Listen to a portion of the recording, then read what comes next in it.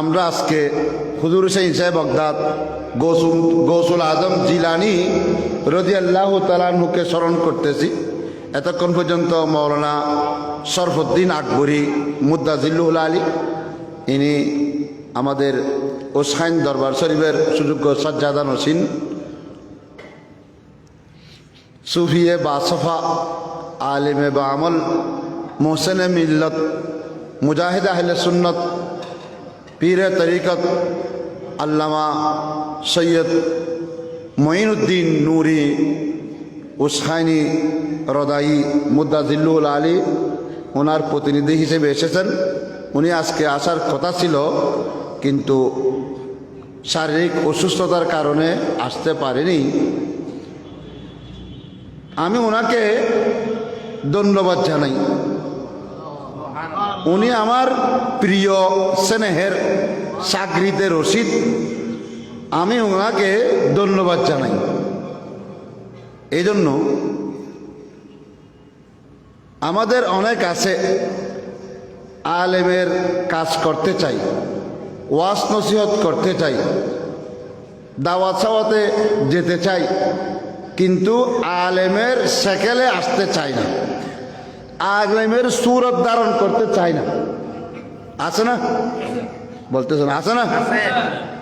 আলেমের সুরত ধারণ করতে চাই না, এমনি আলেমের কাজ করতে চাই, হ্যাঁ, আলেমের প্রতিনিধিত্ব করতে চাই, কিন্তু একটা আলেমের সুরত আকৃতিটা কোন রকমের হবে সেই রকমের আকৃতি ধারণ করতে চাই না।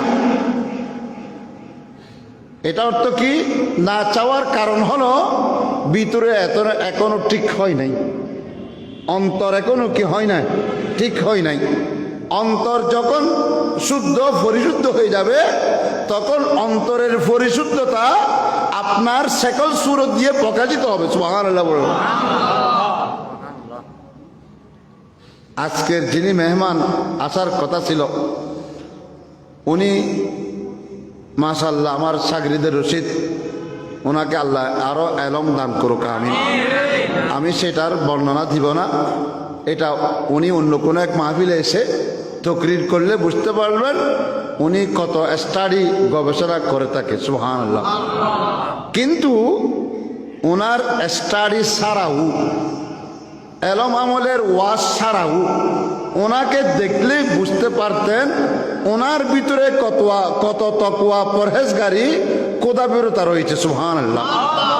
সেজন্য আমি ওনাকে বলেছি, ওনার লকবের মধ্যে বলেছি সুফিয়ে বাসফা, সুফিয়ে আলেমে বামল, মোহসেনে মিল্লত, পীরে তরিকত আল্লামা মীর মঈনুদ্দিন নুরি সিদ্দিকী রেজভী কুরাইশি মুদ্দাজিল্লুল আলী।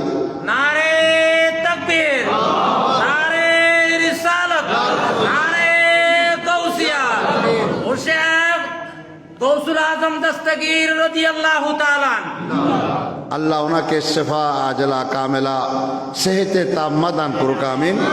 পূর্ণ আরোগ্য নসিব করুক, সুস্থ হয়ে আমাদের অন্য মাহফিলের জন্য আসতে পারে আল্লাহ সেই রকম সুস্থ সবল করুক এবং হায়াতের মধ্যে বরকত দান করুক। আজকে আমাদের এখানে মাহফিল হচ্ছে বিষয়বস্তু